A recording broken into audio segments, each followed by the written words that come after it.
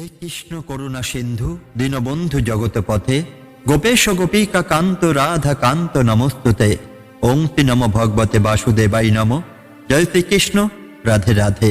কখনো কি আপনি ভেবে দেখেছেন কেন আপনার জীবনের সবচেয়ে ভরসার মানুষটি সবচেয়ে বড় ধোঁকা দিয়ে চলে যায়? কেন অনেক চেষ্টা করার পরেও কিছু সম্পর্ক বালির বাঁধনের মতো ভেঙে পড়ে? কিংবা সেই পরম সত্যটি কেন অযোগ্য মানুষেরা আপনার পতনে আনন্দ পায়? হয়তো আপনি ভাবছেন ভাগ্য আপনার সাথে খেলায় মেতেছে, কিন্তু আজ থেকে 5000 বছর আগে কুরুক্ষেত্রের রণভূমিতে দাঁড়িয়ে ভগবান শ্রীকৃষ্ণ অর্জুনকে যে কথাটি বলেছিলেন তা জানলে আপনি চমকে উঠবেন। তিনি বলেছিলেন, আমি সবকিছুর বীজ, অর্থাৎ আপনার চোখের জল থেকে শুরু করে আপনার জীবনের সবচেয়ে বড় জয়, সবকিছুর পেছনে লুকিয়ে আছে এক অলৌকিক সংকেত। আজ প্রীতি ভালো কথা চ্যানেলে আমরা কথা বলবো এমন কিছু বাস্তব সত্য নিয়ে যা আপনার জীবনের রথের সারথি বদলে দেবে। আজকের প্রতিটি কথা আপনার হৃদয়ে এক একটি বীজের মতো রোপিত হবে, যা থেকে জন্ম নেবে এক অপরাজেয় ব্যক্তিত্ব। চলুন শ্রীকৃষ্ণের বাণীর গভীরে ডুব দিই এবং খুঁজে নিই কে আপনার প্রকৃত আপন আর কে কেবল অভিনয়ের মুখোশ। শ্রীমদ্ ভগবত গীতার 10ম অধ্যায়ের এই 37 নম্বর শ্লোকে ভগবান শ্রীকৃষ্ণ তার নিজের বিভূতির কথা বলতে গিয়ে অর্জুনকে জানাচ্ছেন যে শ্রেষ্ঠত্বের প্রতিটি রূপে তিনিই বিদ্যমান। শ্রীকৃষ্ণ বলছেন, আমি বিষ্ণু বংশীয়দের মধ্যে বাসুদেব, পাণ্ডবদের মধ্যে ধনঞ্জয়, মুনিদের মধ্যে আমি ব্যাসদেব এবং কবিদের মধ্যে আমি শুক্রাচার্য। হে অর্জুন, তুমি কি জানো শ্রেষ্ঠত্ব আসলে কি? আমি বিষ্ণু বংশের বাসুদেব, আবার পাণ্ডবদের মধ্যে তুমিই তো আমি, মুনিদের জ্ঞান আর কবিদের কল্পনায় আমি সত্য হয়ে ধরা দিই। কিন্তু মনে রেখো অর্জুন, এই শ্রেষ্ঠত্ব কোনো অহংকার নয়, বরং এক বিরাট দায়িত্ব। একটি কথা সবসময় মনে রাখবে, মহাভারতের ময়দানে সেই রথটি অক্ষত থাকে যার সারথি দক্ষ। আজকে জগতেও তাই, ঘোড়া কেবল তখনই প্রথম হয় যখন তার সওয়ারি বা চালক যোগ্য হয়। ঠিক একইভাবে তোমার পরিবার তখনই সঠিক দিশা পাবে যখন সেই পরিবারের কর্তা বা অভিভাবক বুদ্ধিমান এবং ধৈর্যশীল হবেন। পরিবারের প্রধান যদি লক্ষ্যভ্রষ্ট হন তবে পুরো বংশ অন্ধকারে হারিয়ে যায়। জীবনে যখন কেউ তোমাকে ধোঁকা দেয় বা বিশ্বাস ভেঙে দেয়, তখন হতাশায় নিজের জীবন শেষ করে দিও না, বরং আকাশের দিকে তাকিয়ে ভগবানকে ধন্যবাদ জানাও। কৃতজ্ঞ থাকো যে কোনো এক দোগলা বা দ্বিচারী মানুষের হাত থেকে তিনি তোমাকে চিরতরে মুক্তি দিয়েছেন। আবর্জনা ঘর থেকে বেরিয়ে গেলে যেমন ঘর পরিষ্কার হয়, বেঈমান মানুষ জীবন থেকে বিদায় নিলে জীবনের পথও তেমনই স্বচ্ছ হয়ে যায়। পরিবর্তনকে শত্রু মনে করো না। যদি তোমার বর্তমান পরিস্থিতি বদলে যায় তবে ভয় পেও না। যদি তোমার থেকে ভালো কিছু হারিয়ে যায় তবে জানবে বিধাতা তোমার জন্য সবচেয়ে ভালো কিছু পাওয়ার রাস্তা তৈরি করেছেন। যে গাছ পুরনো পাতা আগলে বসে থাকে সে কখনো বসন্তে নতুন কুড়ির স্বাদ পায় না। নিজেকে বদলাতে শেখো, কারণ সময়ের সাথে যে বদলায় না, সময় তাকে ছুঁড়ে ফেলে দেয়। সংসারের এই মায়ার খেলায় একটি পরম সত্যে জেনে রাখো, যে তোমাকে সত্যি ভালোবাসবে সে তোমার কাছে কিছুই চাইবে না। তার ভালোবাসা হবে সাগরের মতো অতল, যা কেবল দিতে জানে, নিতে জানে না। যেখানে বিনিময় বা শর্ত আছে সেখানে ব্যবসা আছে, ভালোবাসা নেই। তোমার শূন্য পকেটেও যে তোমার পাশে হাসি মুখে দাঁড়িয়ে থাকে সেই তোমার প্রকৃত আপন। কিছু মানুষ সবসময় তোমার পেছনে তোমার নিন্দা করবেই, তাদের করতে দাও। সিংহের গর্জনের সামনে শিয়ালের হুক্কা হুয়া যেমন কোনো গুরুত্ব পায় না, তেমনি তোমার সাফল্যের তেজের সামনে ছোট লোকদের ছোট ছোট নোংরামি কোনো বাধা হতেই পারে না। মনে রাখবে, যারা তোমার নাগাল পায় না তারাই তোমার চরিত্রে কালি মাখানোর চেষ্টা করে। যাদের তুমি নিজের কলিজার টুকরোর মতো মনে করতে, তারা আজ তোমার দুঃসময় তোমার ছায়া মারাচ্ছে না। ভেঙে পড়ো না, আসলে তাদের জীবনের গোলক ধাঁধায় তোমার প্রয়োজনটুকু ফুরিয়ে গেছে। মানে শেষ তো সম্পর্ক শেষ। কলিযুগের এই রূঢ় বাস্তবকে মেনে নাও। মানুষ তোমাকে নয়, তোমার অবস্থানকে সম্মান করে। আজকালকার দিনে যে মানুষটা যতটা শান্ত আর সোজা, মনে রেখো সে ততটাই ভয়ঙ্কর হওয়ার ক্ষমতা রাখে। মাটির ওপরে শান্ত আগ্নেয়গিরি দেখে কখনো তাকে মৃত ভাবার ভুল করো না। যার ধৈর্য যত বেশি, তার প্রতিশোধের আগুনও ততটাই বিধ্বংসী হতে পারে। সরলতাকে দুর্বলতা ভাবা হলো দুনিয়ার সবচেয়ে বড় বোকামি। সম্পর্কগুলো ঠিক প্রজাপতির মতো, যদি অহংকার দিয়ে খুব জোরে চেপে ধরো তবে তার প্রাণ চলে যাবে। যদি অবহেলা করে তাকে হাত ছেড়ে দাও তবে সে অন্য বাগানে উড়ে যাবে। কিন্তু যদি ভালোবাসার কোমলতায় তাকে আগলে রাখো তবেই সেই প্রজাপতি তোমার জীবনে হাজারো রং ছড়িয়ে দেবে। সম্পর্ক জোর করে ধরে রাখার জিনিস নয়, এটি বিশ্বাসের সুতোয় বুনে রাখার শিল্প। আমি যা বলেছি তার জন্য আমি দায়ী, কিন্তু তুমি আমার কথার কি মানে বের করলে তা তোমার মানসিকতার ওপরই নির্ভর করে। অন্ধ যেমন আলো চেনে না, তেমনি সংকীর্ণ মনের মানুষ কখনো উদার কথার গভীরতা বোঝে না। তাই কে তোমাকে ভুল বুঝলো তা নিয়ে কৈফিয়ত দিয়ে নিজের সময় নষ্ট করো না। আমি অর্জুনের ধনঞ্জয় হয়ে তোমার লড়াইয়ে পাশে আছি, আমি ব্যাসদেবের মেধা হয়ে তোমার বিবেককে জাগ্রত করছি। তুমি কেবল তোমার দায়িত্বটুকু পালন করো, ভয় পেও না, কারণ এই যুদ্ধে শেষ তুমি একই দেখবে এবং জয়ী হবে। আমি তোমার সাথেই আছি, তোমার অন্তরে সেই অটুট বিশ্বাস হয়ে। কুরুক্ষেত্রে যুদ্ধ শেষ হয়েছে, পাণ্ডবরা জয়ী হয়েছেন। অর্জুনের মনে তখন সামান্য অহংকার বাসা বেঁধেছে। তিনি ভাবতেন, আমার গান্ডীব ধনুক আর আমার দিব্যাস্ত্র জোরেই আজ এই মহাযুদ্ধে জয় লাভ সম্ভব হয়েছে। আমি বিশ্বের শ্রেষ্ঠ ধনুর্ধর। কৃষ্ণ অর্জুনের মনের এই সূক্ষ্ম অহংকার বুঝতে পারলেন। তিনি অর্জুনকে একটি শিক্ষা দিতে চাইলেন। একদিন সন্ধ্যায় যুদ্ধক্ষেত্র থেকে ফেরার সময় কৃষ্ণ অর্জুনকে বললেন, অর্জুন, আজ তুমি আগে রথ থেকে নামো, তারপর আমি নামব। সাধারণত নিয়ম ছিল সারথি আগে নামেন, তারপর যোদ্ধা, কিন্তু সেদিন কৃষ্ণ জেদ করলেন। অর্জুন কিছুটা অবাক হয়ে আগে রথ থেকে নামলেন। অর্জুন নামার পর কৃষ্ণ যখনই রথ থেকে নামলেন এবং ঘোড়ার লাগাম ছাড়লেন, অমনি মুহূর্তের মধ্যে সেই বিশাল রথটি দাউ দাউ করে জ্বলে উঠে ভস্মীভূত হয়ে গেল। অর্জুন স্তম্ভিত হয়ে গেলেন। তিনি আর্তনাদ করে উঠলেন, এ কি হলো জনার্দন, রথটি হঠাৎ জ্বলে উঠল কেন? কৃষ্ণ শান্ত স্বরে বললেন, অর্জুন, ভীষ্ম, দ্রোণ আর কর্ণের ব্রহ্মাস্ত্র ও দিব্যাস্ত্রের তেজে এই রথটি অনেক আগেই ভস্ম হয়ে গিয়েছিল, কিন্তু আমি এই রথের সারথি ছিলাম বলে এবং আমার তেজে আমি রথটিকে ধরে রেখেছিলাম যাতে তোমার ক্ষতি না হয়। আর যখন আমার কাজ শেষ হলো, আমি রথ ত্যাগ করতেই তা তার আসল রূপে অর্থাৎ ছায়ে পরিণত হলো। অর্জুন বুঝতে পারলেন, তিনি যে জয়ের অহংকার করছিলেন তার মূলে ছিলেন স্বয়ং কৃষ্ণ। কৃষ্ণ অর্জুনকে বোঝালেন, অর্জুন, তুমি যখন যুদ্ধ করেছিলে তখনই তুমি আসলে আমার হাতে যন্ত্র ছিলে মাত্র। পাণ্ডবদের মধ্যে আমি সেই ধনঞ্জয় বা অর্জুন হয়ে যুদ্ধ করেছি, তাই এই জয় তোমার নয়, এই জয় ধর্মের। আমরা যখন জীবনে বড় কোনো সাফল্য পাই তখন ভাবি আমি করেছি, কিন্তু মনে রাখবেন, আপনার সাফল্যের রথে সারথি যদি অপরওয়ালা না হতেন তবে অনেক আগেই আপনার তরি ডুবে যেত। রথ যেমন সারথির গুণে টিকেছিল, আপনার পরিবার বা জীবনও তেমনই একজন সঠিক পথ প্রদর্শকের ওপর টিকে থাকে। অর্জুনের রথটি ছিল একটি মায়া, যা সময় আসতেই শেষ হয়ে গেল। আমাদের জীবনও তাই। আজ যা আপনার সম্পদ কাল তা ছাই হতে পারে, তাই দম্ভ না করে কৃতজ্ঞ থাকতে শিখুন। অর্জুন সেদিন হাঁটু গেড়ে কৃষ্ণের সামনে বসে পড়লেন। তিনি বুঝলেন কেন কৃষ্ণ গীতায় বলেছিলেন, পাণ্ডবদের মধ্যে আমি অর্জুন। কারণ ভক্ত আর ভগবানের মধ্যে যখন কোনো ভেদাভেদ থাকে না, তখনই ভগবান ভক্তের মাধ্যমে তার অলৌকিক কাজ করিয়ে নেন। শ্রীমদ্ ভগবত গীতার বিভূতি যোগের 38 নম্বর শ্লোকে ভগবান শ্রীকৃষ্ণ শাসন, নীতি এবং মৌনতার শ্রেষ্ঠত্বের কথা বলেছেন। শ্রীকৃষ্ণ বলছেন, আমি দমনকারীদের দণ্ড, বিজয়কামীদের নীতি, গোপন বিষয়ের মধ্যে আমি মৌনতা এবং জ্ঞানীদের মধ্যে আমি জ্ঞান। হে অর্জুন, এই সৃষ্টি এক অদ্ভুত নিয়মে চলে। এখানে অন্যায়কে শাসন করার যে শক্তি তা আমি। যারা জিততে চায় তাদের জয়ের নেপথ্যে থাকা সঠিক নীতিটি আমি। কিন্তু মনে রেখো, সব কথার চেয়ে বড় হলো নীরবতা। আমি সেই মৌনতা যা সব গোপন রহস্যকে আগলে রাখে। একটি কথা চিরকাল মনে রেখো অর্জুন, সেই ঘোড়াটি দৌড়ে প্রথম হয় যা সওয়ারি বা চালক দক্ষ হয়। ঘোড়ার নিজের শক্তি থাকতে পারে, কিন্তু দিক নির্ণয় করে তার চালক। ঠিক একইভাবে একটি পরিবার তখনই সাফল্যের শিখরে পৌঁছায় যখন সেই পরিবারের মখা বা অভিভাবক বুঝতে পারেন কখন দণ্ড দিতে হয় আর কখন নীতি পাল্টাতে হয়। অভিভাবক যদি অযোগ্য হন তবে সাজানো সংসার তাসের ঘরের মতো ভেঙে পড়ে। জীবনে যখন কাছের মানুষের কাছ থেকে ধোঁকা পাবে তখন কান্নায় ভেঙে পড়ো না, বরং মনে মনে হাসো আর ঈশ্বরকে ধন্যবাদ জানাও। কৃতজ্ঞ থাকো যে কোনো এক দ্বিচারী বা দোগলা মানুষের হাত থেকে তিনি তোমাকে মুক্তি দিয়েছেন। ময়লা পরিষ্কার না করলে যেমন ঘরে লক্ষ্মী আসে না, তেমনি বেঈমান মানুষ জীবন থেকে না সরলে প্রকৃত সুখের দেখা পাওয়া যায় না। এই বিচ্ছেদ তোমার পরাজয় নয়, বরং এক নতুন জীবনের শুরু। পরিবর্তনকে ভয় পাওয়ার কিছু নেই, প্রকৃতি প্রতিনিয়ত নিজেকে বদলায়। যদি আজ তোমার হাত থেকে ভালো কিছু হারিয়ে যায় তবে জানবে বিধাতা তোমার জন্য তার চেয়েও ভালো কিছু দেওয়ার প্রস্তুতি নিচ্ছেন। হাত খালি না হলে নতুন কিছু ধরা যায় না। পরিবর্তনকে আলিঙ্গন করো, কারণ স্থবিরতা মানেই মৃত্যু।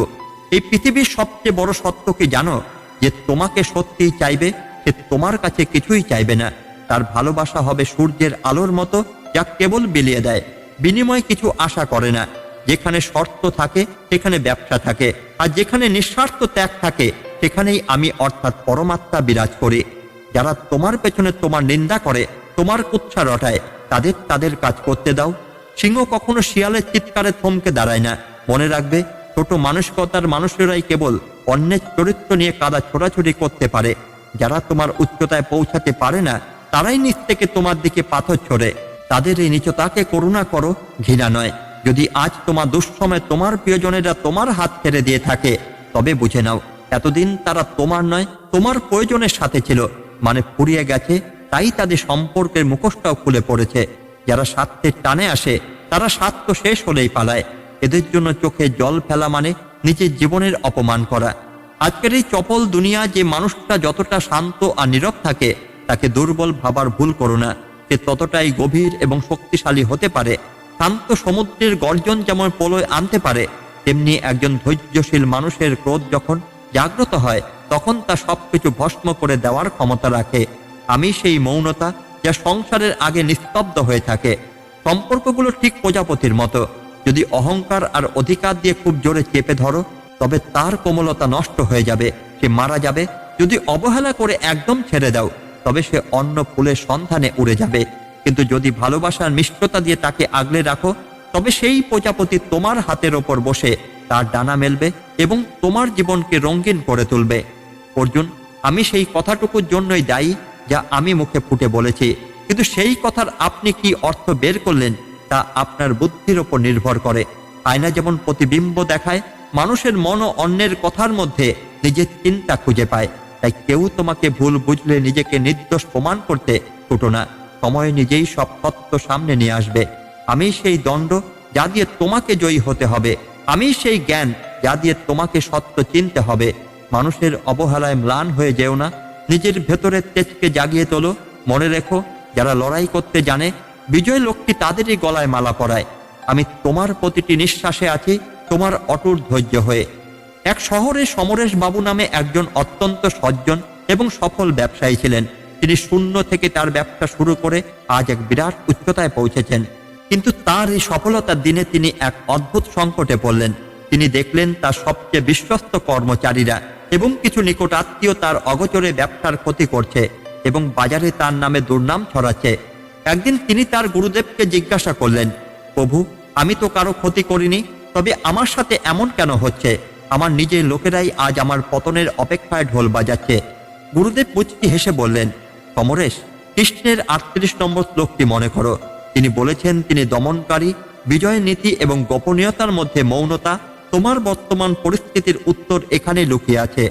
গুরুদেব তাকে 4টি জীবনের পাঠ দিলেন। গুরুদেব বললেন, দেখো সমরেশ, সেই ঘোড়াটি দৌড়ে যেতে যা সওয়ারি বা চালক দক্ষ হয়। তুমি তোমার ব্যবসার আর পরিবারের লাগাম এমন কিছু মানুষের হাতে দিয়েছিলে যারা অযোগ্য। তোমার পরিবার বা ব্যবসা তখনই আগে বাড়বে যখন তার মুখিয়া বা চালক হবে দূরদর্শী। তুমি ভুল মানুষের উপর ভরসা করেছিলে, তাই আজ তোমার রথ লক্ষ্য ভ্রষ্ট হয়েছে। সমরেশ বাবু দুঃখ করে বললেন, আমার খুব কাছের মানুষটি আমাকে ধোঁকা দিল। গুরুদেব বললেন, উদাস হও না, বরং ঈশ্বরকে ধন্যবাদ জানাও। আজ তার আসল রূপ সামনে এসেছে বলেই তুমি তার থেকে মুক্তি পেয়েছ। দোগলা বা দ্বিচারী মানুষের হাত থেকে পিছু ছাড়া পাওয়া মানে হলো তোমার উন্নতি, নতুন পথ খুলে যাওয়া।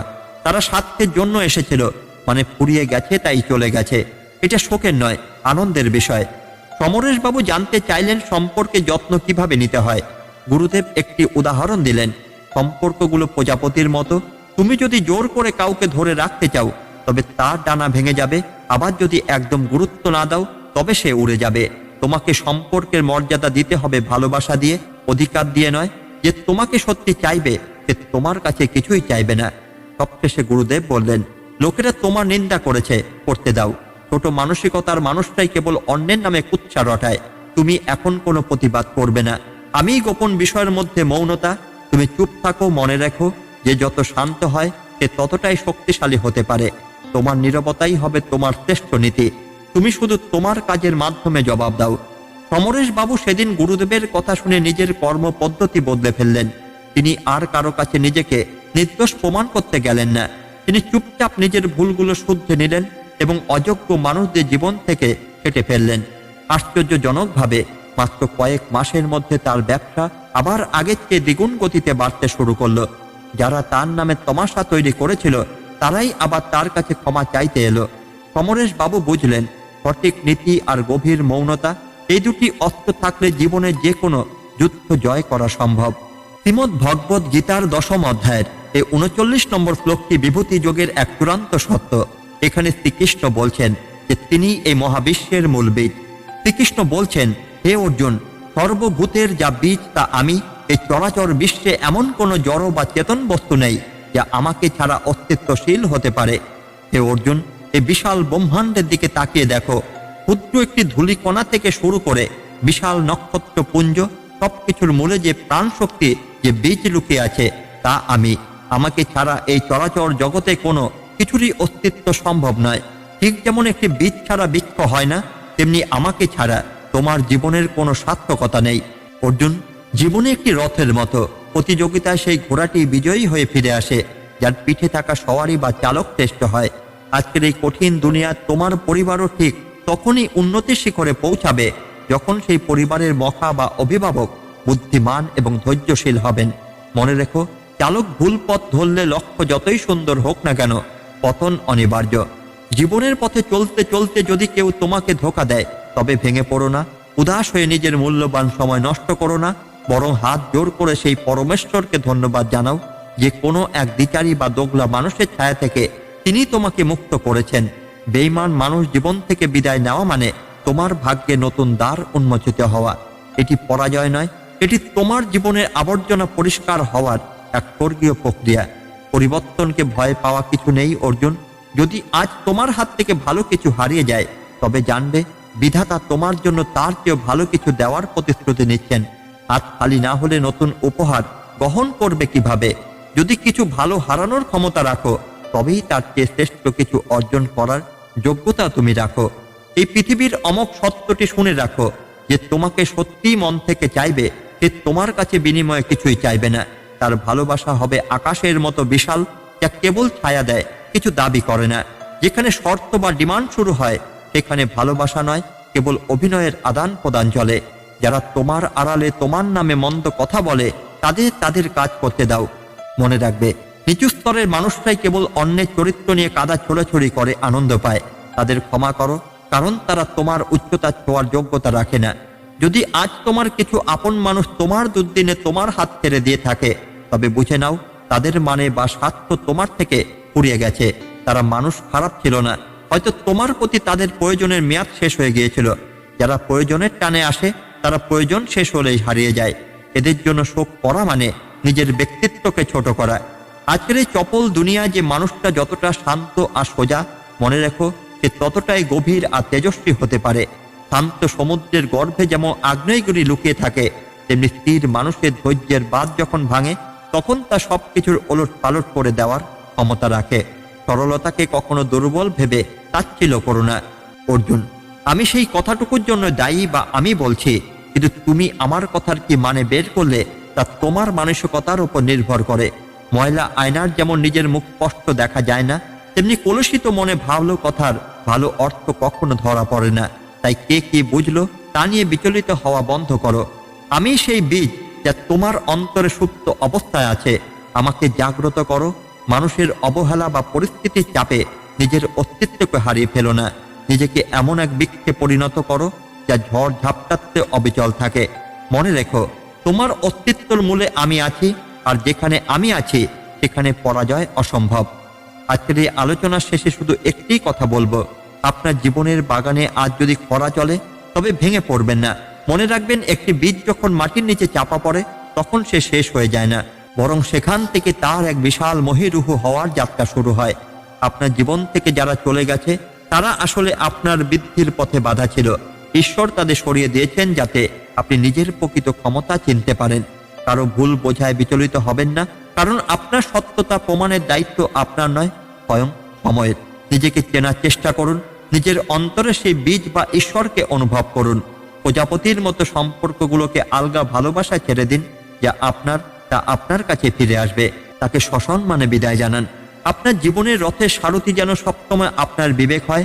ভালো থাকুন, নিজের ব্যক্তিত্বকে এমন উচ্চতায় নিয়ে যান যাতে আপনার নীরবতাই আপনার সাফল্যের পরিচয় দেয়। আজকের এই কথাগুলো যদি আপনার মনে একটু সাহস সঞ্চার করে থাকে, তবে ভিডিওটি শেয়ার করুন সেই মানুষটির সাথে যার আজ এই কথাগুলো শোনার খুব প্রয়োজন। দেখা হবে পরবর্তী ভিডিওতে নতুন কোনো জীবন দর্শনের সাথে। ততক্ষণ পর্যন্ত সত্যের পথে থাকুন, হাসি মুখে থাকুন। ধন্যবাদ, নমস্কার।